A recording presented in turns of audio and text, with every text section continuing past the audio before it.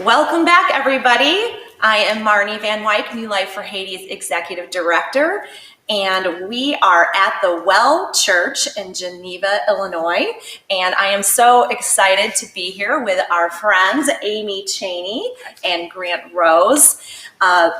The Well Church is one of New Life for Haiti's sister church partners. We're going to talk about that in a little bit. And I just want to remind you before we start the interview that anytime today you can text the word above, ABOVE, to 41444, and you will have access to the schedule of events for the day, and you can make a donation to any of the 8 areas of ministry that we are promoting for New Life for Haiti today. So we're just going to jump in. Like I said, I want to say a great big thank you to the Well Church for your support. You guys, the last 4 years. If you aren't familiar with the Well Church, I'm sure they would love to have you on a Sunday morning. They're in beautiful Geneva, Illinois, like I said, and just a really warm, welcoming group of people here. And Grant and Amy, I'm going to jump in with you guys. Could you tell us how long you have each been a part of the Well and who attends the church with you? Sure, absolutely. I'll get started. Terry and I have been attending the Well with our family for about the last 7 years. As our kids have grown older, they've gone to different places to worship, but Terry and I continue to go here. Great. Yeah, Jeremiah is my husband, and we have 5 children.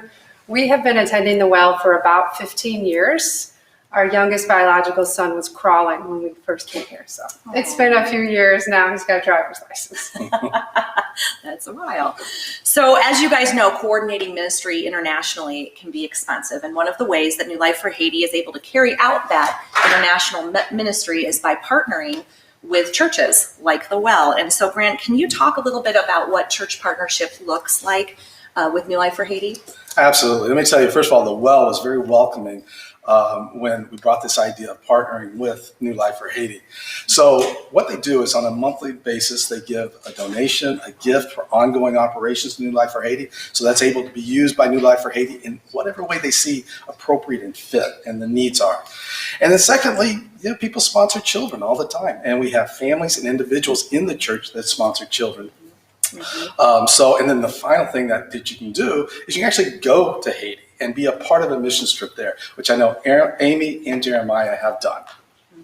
So Amy, why don't you tell us a little bit about one of your trips or some memories from a trip that you have? Well, Marnie, I think you had asked what my favorite memory is, and I'm going to hold off on that one because that would certainly be getting to meet the child we sponsor. We're meeting him and his family, so I'll share on that later. But we, as a family, had already been to Haiti. I'd taken 2 of my older daughters, and when the Well began to partner with New Life for Haiti, I was invited to come back again, and of course I jumped at the opportunity.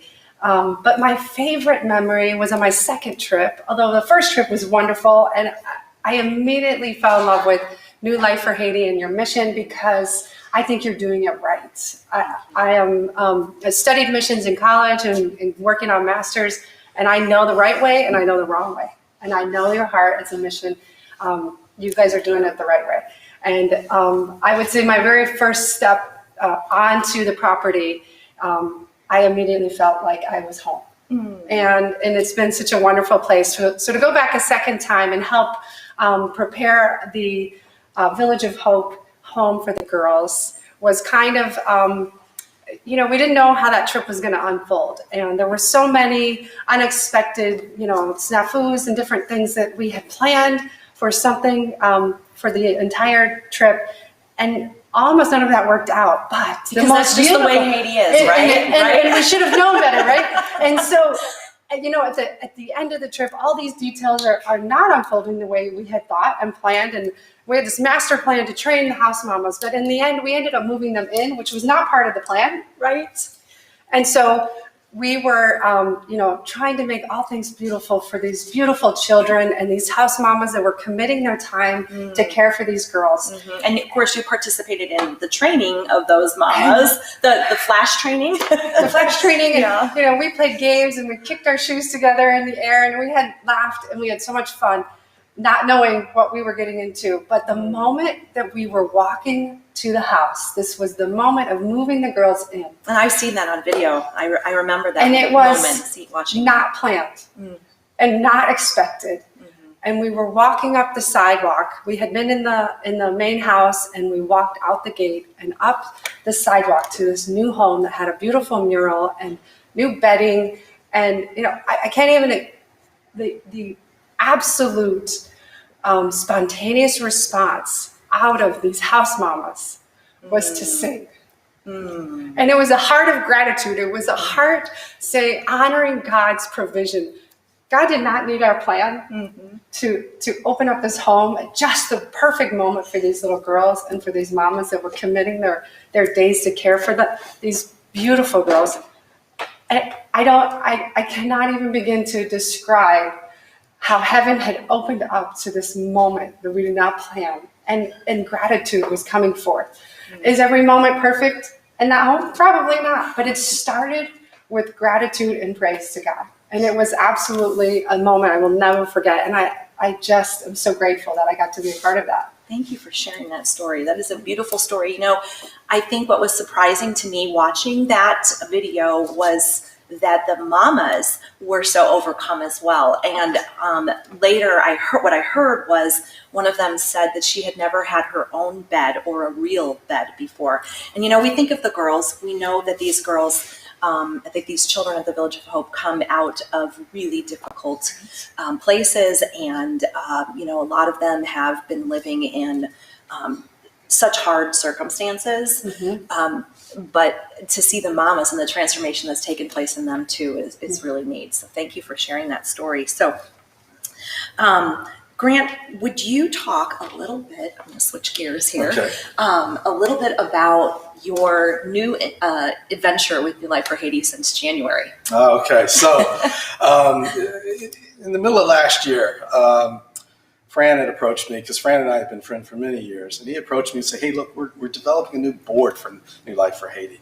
We're trying to re-energize that, bring new life into it, get a diversity of opinions and experiences. He said, would you and Terry, my wife, be willing to come in and be part of the board? So we've gotten involved with that, and I was asking Terry last night, I said, well, what do you think about it? What was good for you on that? She goes, well, I think for me, it's made it more personal. And it's brought it together, and the ability to potentially influence and to help and to listen to what other people have to say. Because there's about 18 of us on the board, and it is such an invigorating feeling to be around other people that care so much and then want to bring their talents and their experiences to bear on this situation. So it's been a lot of fun. I work on the programming and ministry committee as well as the governance committee. Now, in those two things, the programming and ministry, we're looking at various things like seed distribution or nourishing the needy or things of that nature. So that is really more the hands and feet of Christ when you're out in the field. Programming is all about policy. A little dry, but necessary for an organization. And some great people working on both those committees. Yeah, you really have the opposite, the two polar opposites. You have governance and then you've got ministry.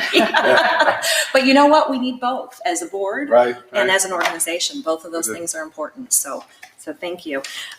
Amy, I'm going to go back to you now. I feel like I'm playing ping pong here. But Amy, I'm going to go back to you now and ask you to share your story that you referred to earlier about Wadong. Oh, Wadong. Yeah. So on the second opportunity to go to Haiti, on my second trip to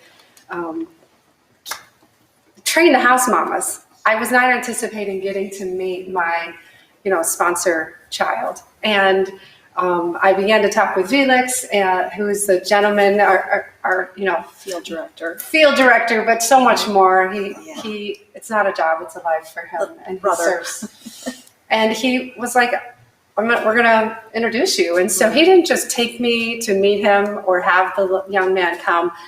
He brought me to Wadong's home, and we got to spend time with his family and just, spend some quality time. It was, of course, I speak French, but his family speaks Creole, and we had a little bit of a language barrier, but it was just such a wonderful opportunity to see where they live and to hug and to just see the energy of this young man. And he actually came and visited me one more time before I left. But we've been able to connect a couple times through text messages as well. But to see him in person, I have a video of him singing a song and showing me some of his artwork and the things that he is passionate about is a gift. And you've sponsored him for several years now. Yeah. And can you tell us what he's up to recently? Well, Because I know you kind of moved to a different level of sponsorship with him. he is thinking he's 15 or 16. I have to check the birth date. Between matching up to one of my five kids and let's sponsor another child with it.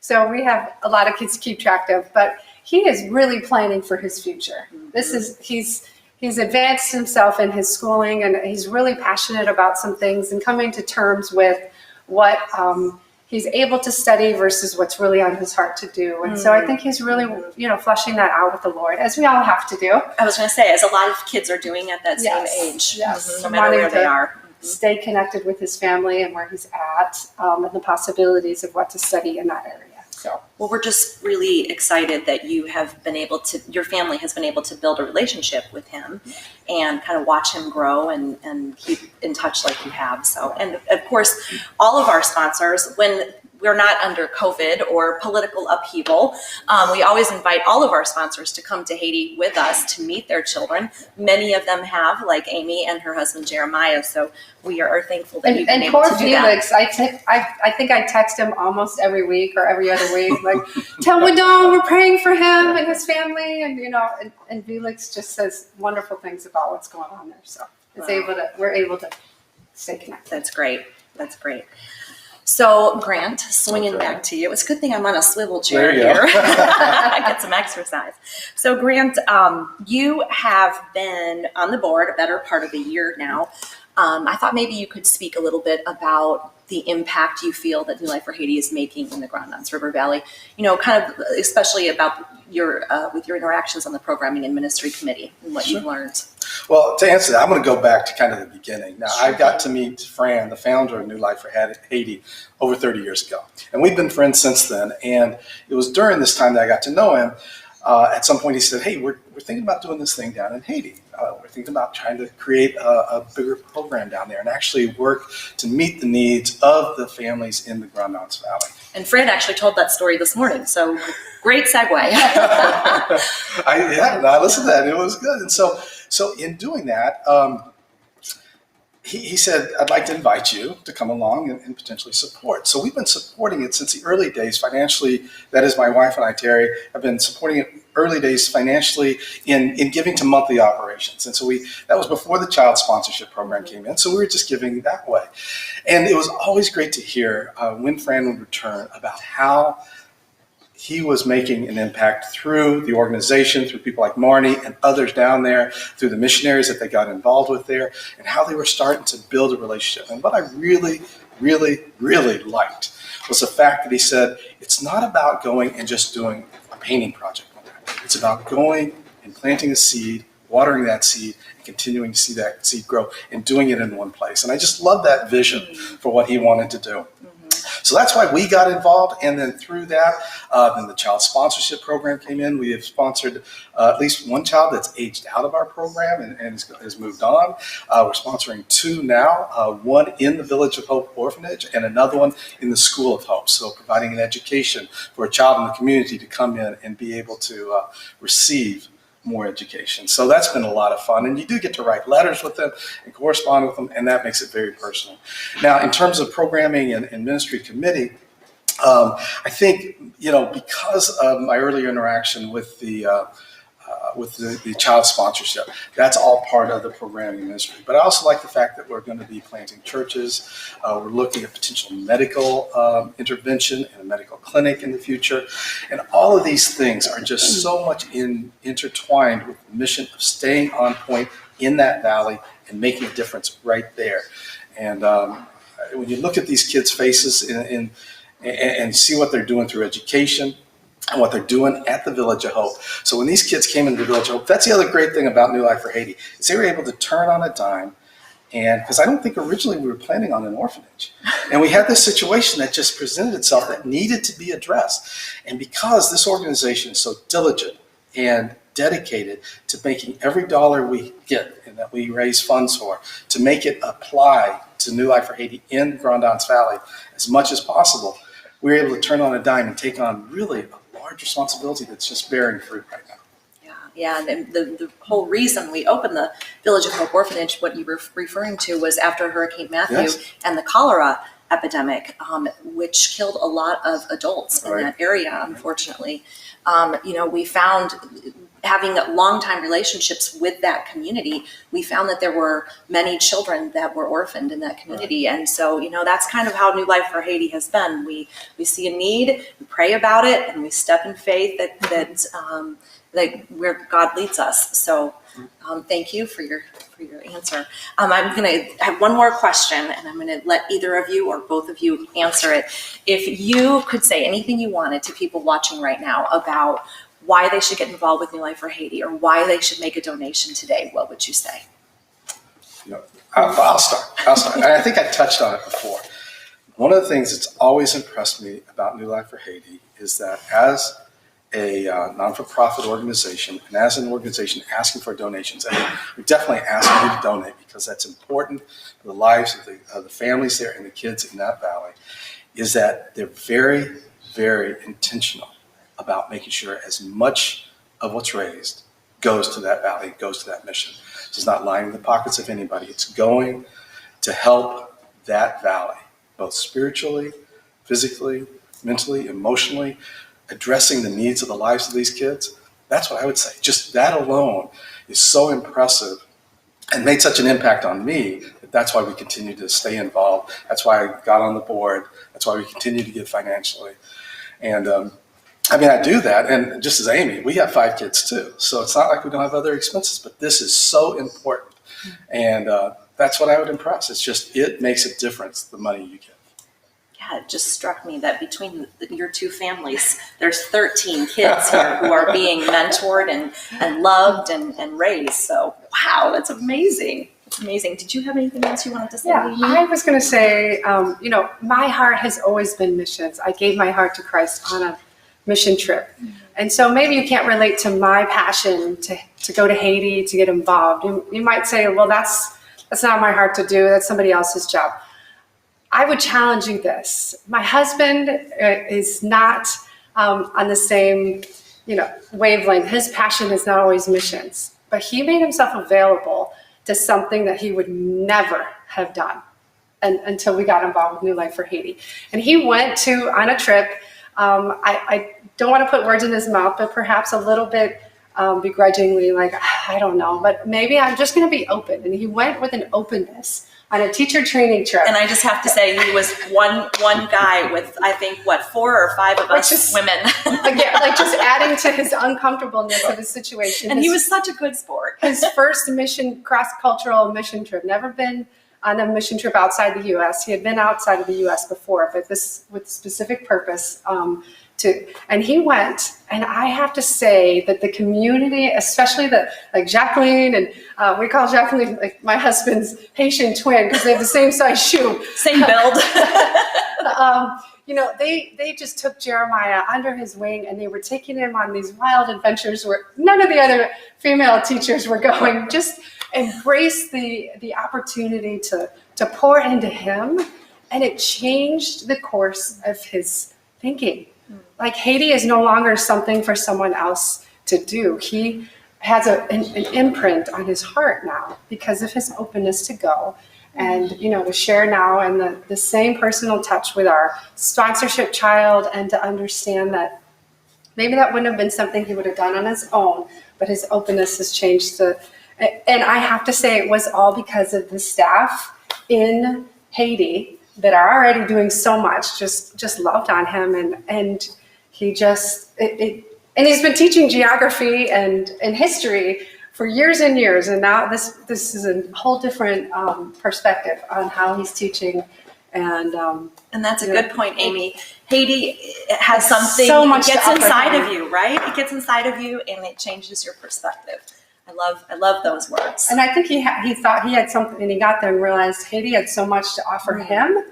It was very humbling and just a life-changing experience for him. Yeah, and that's another thing I've heard a lot. We go to Haiti thinking that we are going to serve, and we do, but we don't anticipate what we receive. What we receive back from just the people there and the experience and just God teaching, and how we're always learning and he always has something new to show us or to teach us. So, wow. Well, guys, thank you. This has been awesome. I'm just really blessed to be here. And I want to thank again the Well Church for hosting us today. I want to remind you about a couple of things. First of all, we do have some gift card giveaways going on for people who are commenting or donating. Check out the comment area of this live video feed.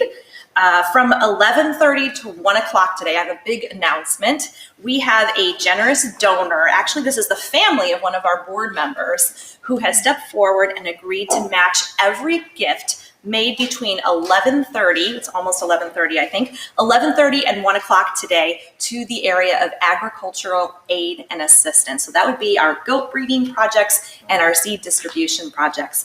Also, Amy and Grant both mentioned sponsoring children. You can sponsor a child today by texting Forgotten to 51555. That's the best way, quickest way to sponsor a child today.